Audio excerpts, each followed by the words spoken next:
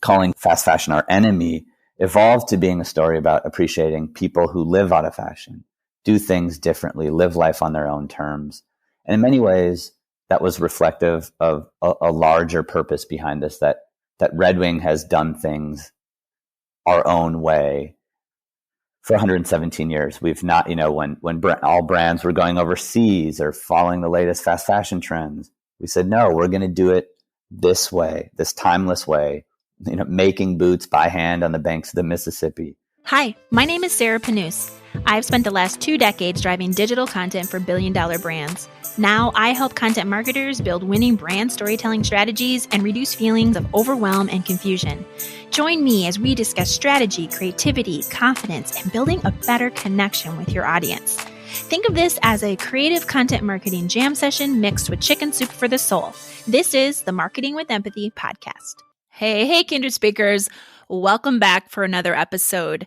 As you know, I love filling your creative brains with different examples of what other brands are doing. And today, we're going to do more of it. Today, I have on an amazing guest from the Red Wing Shoe Company. Aaron Seymour-Anderson works to connect brands and people through stories and experiences. He has over 15 years of experience in this business, worked primarily on the agency and most recently on the client side, all while balancing strategic and creative roles. Aaron is currently head of brand and creative at Red Wing Shoe Company. Prior to that, he worked as the creative director on Nike at AKQA Portland. Aaron stumbled into this business through a past life on doing graffiti art, which I'm super curious about and gotta ask him about. Crafting a message that not everybody wanted to hear in a place almost no one wanted to see it taught him many things, but above all, to respect his audience and hold his work to a very high standard. We're going to hear more about Aaron's Red Wing Shoe Company storytelling experiences after a word from our sponsors. Raise the rudder! Raise the sails! Raise the sails! Captain, an unidentified ship is approaching. Over. Roger. Wait, is that an enterprise sales solution? Reach sales professionals, not professional sailors. With LinkedIn ads, you can target the right people by industry, job title, and more to reach the professionals who are more likely to find your ad relevant. Plus, with 1 billion members on LinkedIn, that means you'll have access to 130 million decision makers and 10 million C-level executives. That's a lot of millions of the right people. Get started today and see how you can reach the right buyers with LinkedIn's enhanced targeting tools. We'll even give you a $100 credit on your next campaign. Go to linkedin.com/MPN to claim your credit. That's linkedin.com/MPN. linkedin.com/MPN. Terms and conditions apply. Hilton brings you new ways to stay, with experiences that let you capture the glory days. Introducing the Graduate Hotels. Each inspired by local college towns, these stays are always original and never boring. Get in touch with traditions all across the country and enjoy a stay that's a class above the rest. Book at Graduate Hotels with Hilton Honors Points at Hilton.com. It's a win-win. Hilton, for the stay. Aaron, welcome to the show. Hey, Sarah. Thanks for having me. Pleasure to be here. Well, so first, I got to touch on the graffiti art comment, right? From your bio and your background and kind of your roots of connecting with an audience through that. Tell us a little bit more about that piece, and then we'll get into everything about Red Wing. So I use it as a perfect analogy to the work that we do. Frankly, most people kind of dislike or despise graffiti, and sometimes we forget working in marketing that people aren't sitting there just waiting for us to publish our next Instagram post, right? At times, what we put out into the world is seen as disruptive, and not always in a good way. That doesn't mean it's not effective or doesn't drive value or impact, but I think it's a good reminder that to get out of our own bubbles at times and remind ourselves that that marketing needs to add value. And I think the idea of marketing with empathy, as much as it is, about us as marketers and understanding, the empathy that we need and we deserve. It's also about, the empathy that we need to have for our audiences and for our consumers. But I love the idea of challenging and subverting stereotypes, challenging the status quo, of turning something that people may not be asking for, or maybe even despise or dislike, into something that not only do they notice, but they find inspiring, or better yet, helpful and useful. So yeah, I guess that's me in a nutshell, and how I stumbled into, marketing through a past life of graffiti art.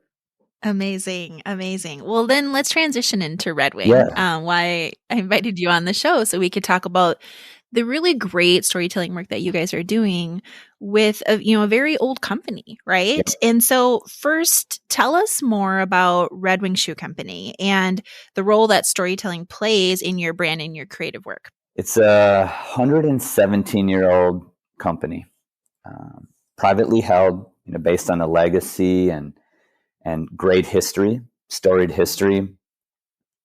No pun intended, but because of that, stories and storytelling are embedded in everything that we do. We have a corporate archive. We have a corporate archivist. We have many people that have access to and tap into 117 years worth of stories. Not just to inspire marketing, but also to inspire the product that we create. Our product creation team looks back into the archive to find inspiration for new products. So I'd say, that archive that we have is an incredible resource for brand storytelling. Not everything is just looking to the past either. But with this 117-year history and legacy, we do, we have a challenge. It's a beautiful challenge of keeping it real with the past and relevant with the future. And I'd say that in mind, storytelling is one of the most effective ways for us to not only strike that balance, but to communicate what our brands stand for to our audience. And so for anyone listening that's not familiar with what you offer, like your services, can tell us a little bit more about your shoes and that. Yeah, absolutely. So at Red Wing Shoe Company, there are 4 brands that kind of fall under our house of brands, if you will. We have Red Wing Work, which is primarily boots that we create for tradespeople. And that's the legacy of the company, that we started, like I said, 117 years ago, making, quote, purpose-built footwear for those that are building the world around us. So that, Red Wing Work is kind of the heart and soul of our brand and our company. Started making boots truly focused on those women and men who build the world around us, those in the skilled trades. And we really still focus on them today. We also have Red Wing Heritage, which is our lifestyle line. Many of us working in marketing departments or ad agencies, will probably be familiar with that side of the house, the hipster side of the house, if you will. Then we have Irish Setter. That's another brand. It's our hunting boot brand. And then we have Vasque, VASQUE. That is our outdoor and hiking boot brand. And our product is, it is what we'd call premium product, really well built. And I would say it makes our job in marketing really easy when we have such great product that we can stand behind, right? In many ways, the best marketing can and should be the product itself. In your role then as the head of brand and creative, what do you oversee? Like, what are the fun things you get to work on? Yeah. So I look after all of our creative output, all of our marketing creative output across all 4 of those brands and categories at Red Wing Shoe Company. And I do my best to do it globally as well. So I'm based in Minneapolis, St. Paul area in Minnesota. Our corporate headquarters are in Red Wing, Minnesota, which is about an hour south of Minneapolis, St. Paul. We have an office in Amsterdam and an office in Tokyo too that we plug into, and those are kind of our geo teams in Europe and Asia, respectively. So I do my best to look after all of our creative output globally, but we also know that our local market teams know their audiences best, so they've got a lot of autonomy to do what they need to do as well. Cool. I've got one hat that is a creative director hat, and that's what what much of my background has been spent on as being a creative director. And then I also wear another hat, which is the kind of head of brand as a client. So looking after our capital B brand efforts, brand campaigns, high level, brand strategy, conversations and efforts. And of course, I'm fortunate to partner with a lot of smart people here at Red Wing, individual brand leads, as well as with agency partners along the way to get, great work, great storytelling, great brand actions out into the world across the globe on behalf of all 4 of our brands and categories. I'd love to talk about a few of your recent storytelling initiatives. So first, we're going to talk about your Out of Fashion 1905 campaign or project. Tell us all about it and what it entailed. Yeah. So Out of Fashion since 1905 is a campaign that we created, during the heart of the pandemic, honestly, and because of challenges in product creation, closing factories, manufacturing slowdowns. We didn't have, for our heritage line, a lot of new product.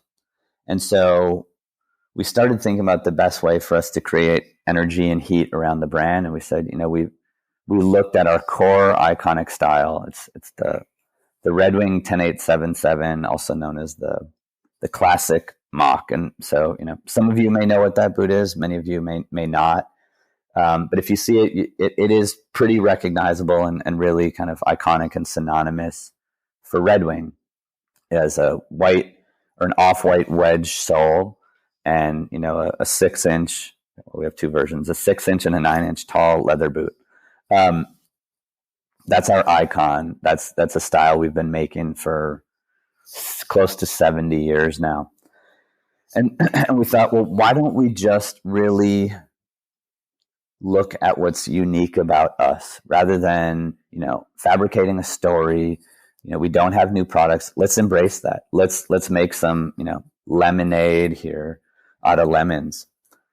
And so we took the idea of owning our truth to heart. And that is the fact that this style is timeless. Literally, it has not been redesigned in 70 years. So let's own that. And that led us to the idea of not chasing fast fashion trends, not trying to chase trends, rather trying to be timeless.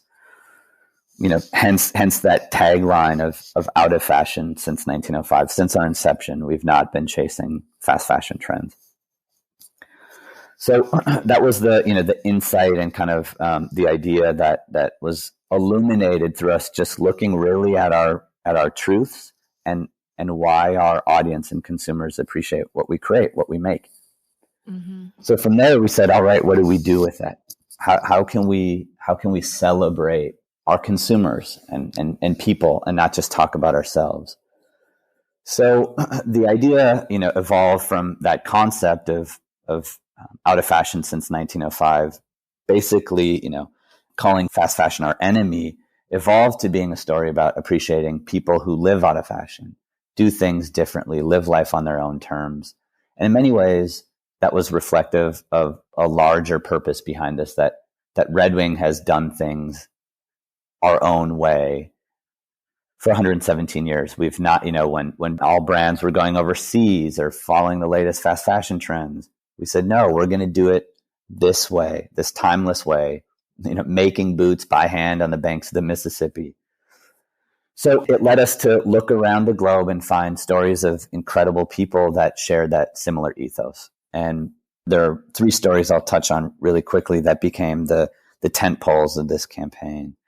The first was an octogenarian couple, so an 83 and 84-year-old couple who run a laundromat in Taiwan. And they became sort of, I'd say social media darlings around this time for modeling people's forgotten laundry in their laundromat. So people who had left their laundry, this 83 and 84-year-old couple started modeling it and getting styled out in it, all in an effort to do 2 things. One, to remind people to pick up their laundry, but more importantly, to raise awareness around the importance of circular fashion, not letting things go to waste. And so in addition to sharing the similar ethos of doing things their own way and, against the grain, the sustainability story behind that was also a connection to the fact that we make boots that are designed to last a lifetime, to last decades. And so that circular fashion, if you will, element was important there. So it wasn't just that we shared a similar ethos, but they were doing it for good. The Wancho Laundry team, Wanji and Shower were their names, and they were just a pleasure to work with. We shot a whole campaign with them remotely during the heart of the pandemic, which, probably a topic for another time, but that was an interesting challenge, and they were great partners. So that was the first story. Let me really quickly outline two other stories that were part of it. Another story as part of this campaign, same idea, people, living life on their own terms, not just dressing out of fashion, but living out of fashion. A woman by the name of Erin Brown, who goes by, the nickname, the Concrete Cowgirl. She lives in Philadelphia, and her mission is to, she runs an organization called PURA, P-U-R-A, the Philadelphia Urban Riding Academy.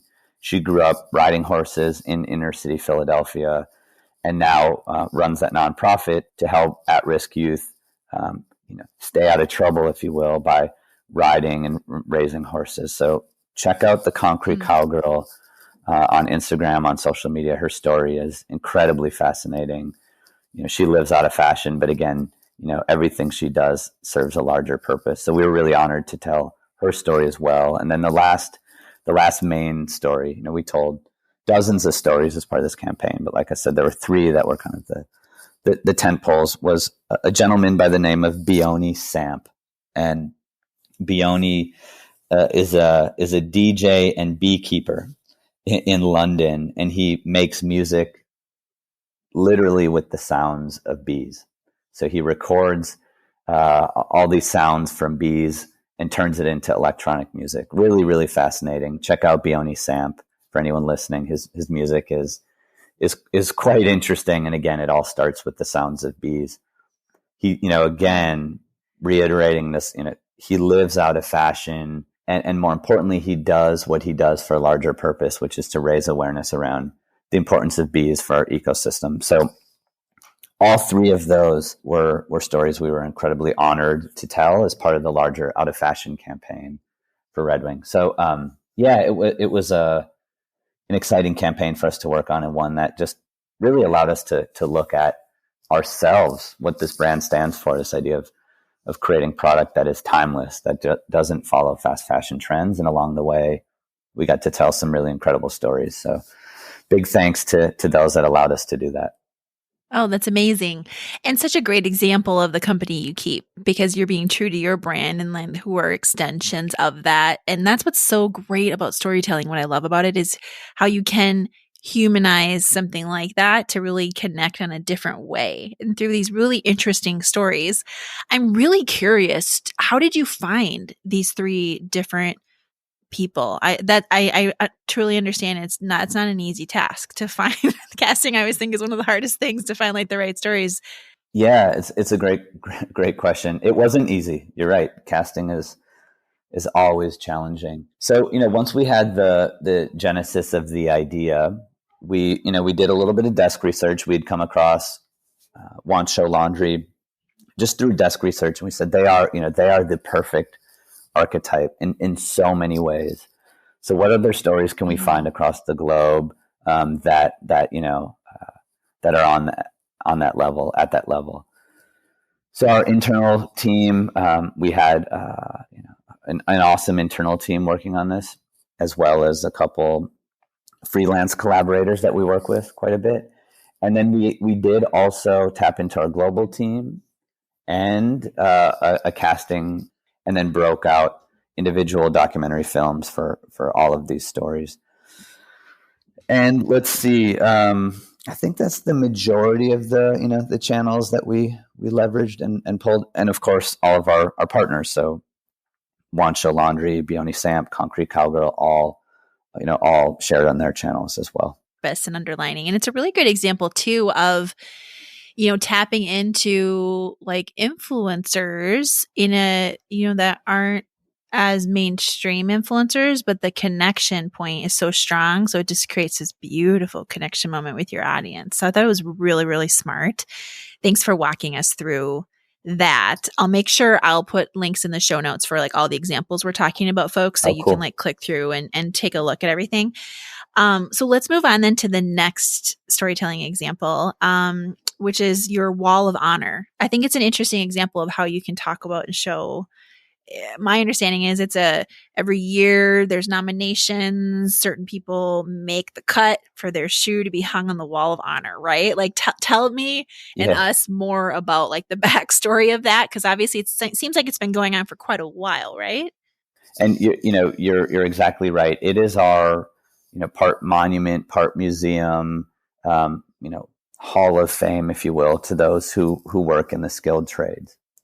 You heard me earlier talking a little bit about Red Wing Work, how that is, the heart and soul of our company, of our brand, making purpose-built safety footwear for those who are building the world around us. The Wall of Honor really focuses on those who are now at the sunset of their career. So they've worked in the trades for decades, and now they're ready to hang their boots up on the wall after not just a job well done, but a career well done. So we take this effort really, really seriously, not only because it's about honoring people in the trades, but it's about honoring people's legacy in the trades. So every year we introduce a new cohort, if you will, somewhere between 4 and 8 people every year. After we wade through hundreds of submissions every year, get nominated to the Wall of Honor. And, we make films about them, documentary films about them. I can, speak to one really quickly, a woman by the name of Shelley Abbott. Her story we just released on some of our social channels, and she's a 3rd generation tradesperson in her family now. She's taken over the business from her dad, who took it over from her grandfather. And, the work that she does is just incredible. And the family ties and everything that she does to work really, really hard day in and day out to support her family, support her son in particular is just profound. What we find really interesting is, I'm generalizing here. So generally speaking, people in the trades are pretty humble. It's about getting the job done. It's not about bragging about it. And so, finding submissions, they usually come from family members. They usually come from friends. They usually come from, apprentices or mentees who nominate them. And we go through a pretty rigorous process to connect with them, to meet with them, to understand what's important to them. And then, at the end of the day, every year we nominate, like I said, 4 to 8 people. When it's not COVID times, we bring them to Red Wing. We host an event, a very thoughtful and special event, bring their families along with them. In our flagship store in downtown Red Wing, Minnesota, we have a wall that these boots hang on. So it's our physical manifestation. It doesn't just live on a microsite or social media, but their names, their boots, and their placard is on the wall, and in perpetuity, honoring everything that they've done to build and maintain the world around us. So it's a really meaningful, important, and near and dear effort to Red Wing Shoe Company. What I thought was interesting about it too is I feel like something like that, tell me if I'm right or wrong here, but my interpretation from the outside when I saw that, I was like, that's a really great way to, one, get stories to share externally, but then 2, I also thought it has a probably very profound storytelling impact internally for your employees to show the people, like the true stories behind the people you're helping, and the salt of the earth people that are the bread and butter of your organization.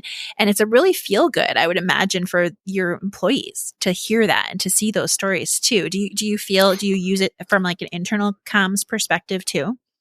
Yeah, absolutely.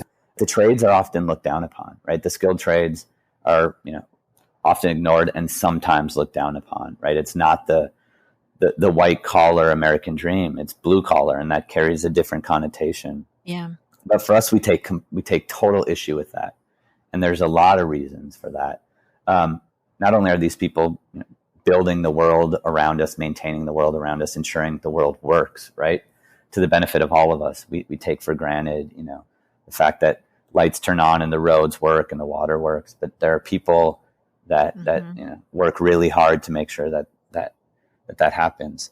But also, the trades provide a really, really incredible career opportunity for people. They pay well.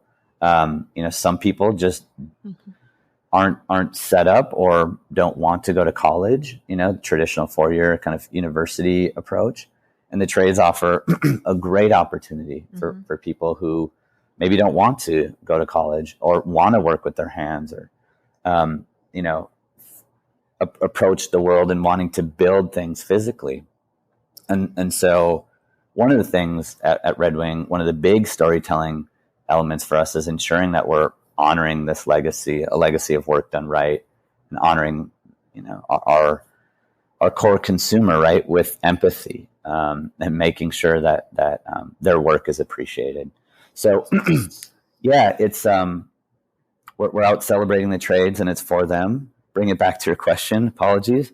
But our whole organization really appreciates when we do that. They see the power of it. So yes, it is very valuable internally as well. Yeah, that's cool. As you were saying it, I was thinking about my dad. So my parents are both farmers. They're retired now. And so I remember, growing up, my dad farmed for over 60 years. And he always had his Red Wing boots, right? When he went outside, lacing them up. So you're right. It is such a very humble group. They do what they got to do. They provide, they help, they're very skilled laborers and super important. So I think it's cool that you have that aspect to honor those each year in your Wall of Honor program. So then the last example, So the last example I want to make sure we have time to get through is a program called #Labor Day On. I know you guys won a 3-time Cannes Lion winning effort to help people find jobs, and it was called #Labor Day On. Tell me about this one and kind of how that unfolded. How was storytelling a part of this? So this project, we started working on also during the heart of the pandemic. Out of Fashion was for the Heritage line. This is for Red Wing work. And, to our previous point, the purpose of Red Wing work is to really honor and celebrate tradespeople. And, during the heart of the pandemic, things have obviously shifted quite a bit. But during the heart of the pandemic, there wasn't an industry that wasn't being impacted by the loss of jobs. And, we'll rewind the tape here a little bit to 2020. And it's, it feels like that was, on one hand so long ago and also not very, very long ago. So, coming through the summer of 2020 leading into Labor Day, and Labor Day, is a very important day for skilled workers. That was the intent of this day, right? The intent of the day is to honor laborers, right? About 150 years ago, that was the purpose of this day. And unfortunately, the day has kind of been co-opted to be a day of sales and promotions and doorbuster deals and mattress liquidations, right? It's lost its true meaning. Mm-hmm. So we looked at Labor Day and said, if there's a day of the year that we could dedicate to honoring and celebrating those in the trades, well, it should be Labor Day. And then we looked at what's happening in culture, and we saw that there were 25 million unemployed Americans at this time. And, storytelling is, as I already said, so important to what we do. But with all those campaigns that I talked about, there's action behind all of them. There's brand action that we're taking. So it's not just words and pretty pictures. And I don't mean to minimize the importance of great storytelling, beautiful pictures, and well-crafted words. But we wanted to make sure that we were doing something useful, action-based as well. And so thanks to our partners, partner agency, Droga 5, they brought this idea to the table based on our brief of trying to reclaim Labor Day. And they said, hey, highest rate of unemployment since the Great Depression. It's hitting the trades, very acutely right now. What if we took all of our channels, all 540 stores in North America, all of our social channels, websites, paid media, email, you name it, and just dedicated all those channels to helping people find jobs? And what a simple idea, but what a profound idea. When they presented it to us, it was a no-brainer. We were like, yes, that is it. Let's go. In addition, though, we had to explain why. So we started this campaign with a manifesto that ran in the New York Times and ran in the Minneapolis Star Tribune, our local paper in the Twin Cities, Minneapolis-St. Paul area, calling out the need to help people find work, calling out the need to reclaim the day, and calling on other brands to join us. This is not a time to sell product at a discount. This is a time to help people find work. And 225 other brands joined us. Big brands like Burger King and New Balance, local construction brands, local brands in the trades joined us. And, I don't mean to use this word lightly, but we created a bit of a mini movement, if you will, that ensured that all the brands that joined us were not promoting products. They were promoting possibility. They were promoting jobs.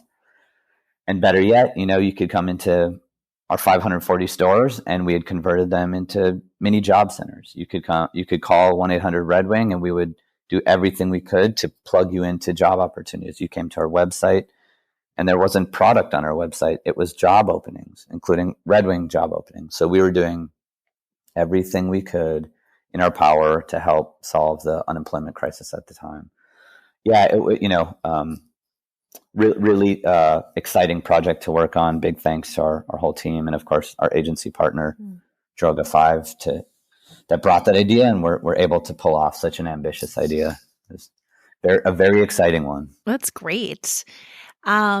Such an important thing, again, just tying back to your roots, like what your company stands for, and, tying it into storytelling topics and initiatives and things that make sense. So that's really what every brand listening do that. That's what helps connect with your audience. Your people feel like they are connected to you because you're speaking a kindred language with them. So really great examples. So thanks, Aaron, for talking through those three a little bit more with us today to share. And I hope it inspires you listening of things that you can do with storytelling to connect on a deeper level, to tie back to a deeper purpose for your own organization and with your audience.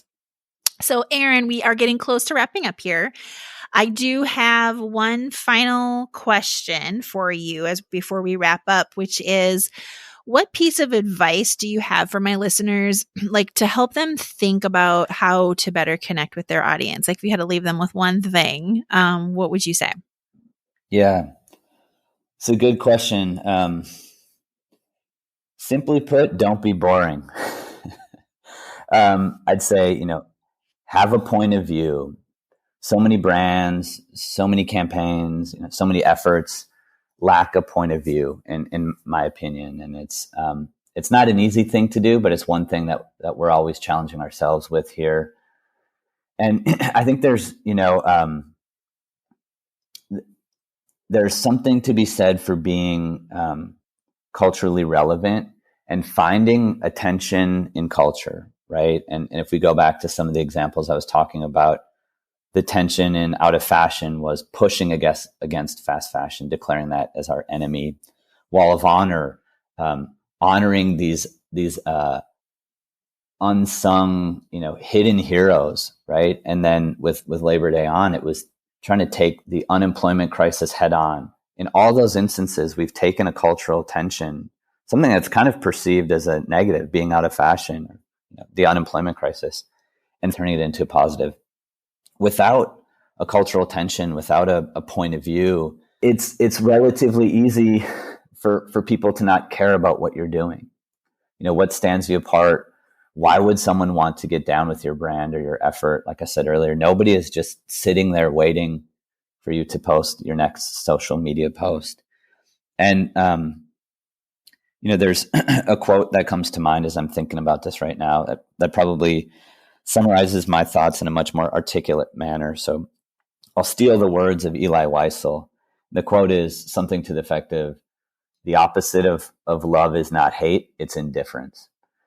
And so when it comes to brands and brand storytelling, in my opinion, there's nothing worse than your listener or your audience being indifferent, not caring, snoozing. Don't put your audience to sleep and they won't put you in their spam filter, right? So inspire your audiences, provide value, don't be boring, be as fearless as you can with purpose. I love it. That is a great way to end the show. But before we go, how can people connect with you online, Aaron? Like, where could they find you? And then also, where should they look to find Red Wing?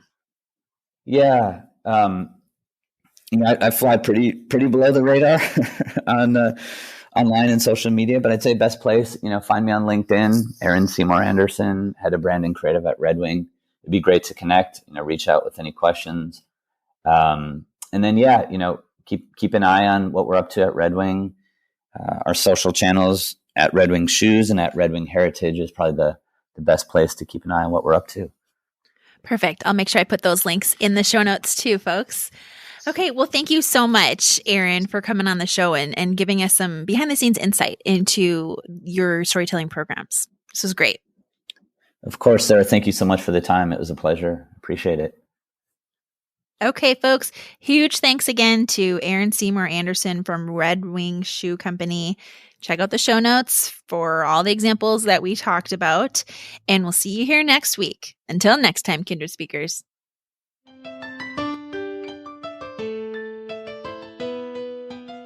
If you're hearing my voice right now, you're likely a corporate content marketer of some kind looking to level up your brand storytelling career. What would it feel like to have the skills, confidence, and know-how to advance your brand storytelling results and love the work you're doing? In an ideal world, you and your content team are high-level strategic thinkers that know how to humanize your brand to drive 7x engagements and actions. You have the right creative mindset to attract your ideal audience and build brand trust and loyalty through storytelling. You're viewed as top performers in the company, and brand storytelling is valued because it's driving business results and supporting multiple channel teams. But things don't always go our way, right? Maybe your brand lacks a cohesive content strategy. Maybe you and your team are asked to deliver a lot for your company and it's hard to keep up. You know you need to invest in figuring out next steps in your company's brand storytelling plans, but haven't had the time to figure out how yet. And you need help integrating it across the organization. You personally want to level up your skills because you know you need to know how to do these things to advance in your career. You want your work to be valued so that you love coming to work each day, attracting leads, increasing repeat and referral actions, or creating a loved brand. And in this competitive market, you're looking for ways to stay competitive for yourself or retaining and attracting top talent for your company. That's why I created the Brand Storytelling Academy, a hands-on 3-month group training program designed to help corporate content marketers attract upper funnel leads that drive bottom funnel results through storytelling. For 1/6 of the cost to hire a person on the team or onboard a high-level brand storytelling strategist, you and up to 5 people on your team can be developing and accelerating your brand storytelling skills. Think of it like a college certification program for you and your team, but you get the knowledge a lot quicker, and your professor, me, has 20 years of hands-on experience guiding you along the way. Curious? Fill out the application at kindredspeak.com/apply to learn more, and I'll be in touch to answer all your questions and discuss if it's a good fit. Go to kindredspeak.com/apply. You may know you're listening to this show along the Marketing Podcast Network, but did you know there are other great shows on MPN to help your business? Robbie Samuels hosts the On the Schmooze podcast. Robbie, tell listeners what to expect from the show. Since 2015, I've interviewed entrepreneurs who overcame challenges to achieve success in their field or industry. Tune in to On the Schmooze to listen as I ask deep questions to elicit untold stories about leadership and networking. And where can people subscribe? Find the show at ontheschmooze.com or on marketingpodcast.net, or just search for it wherever you get your podcasts. You heard them. Go subscribe.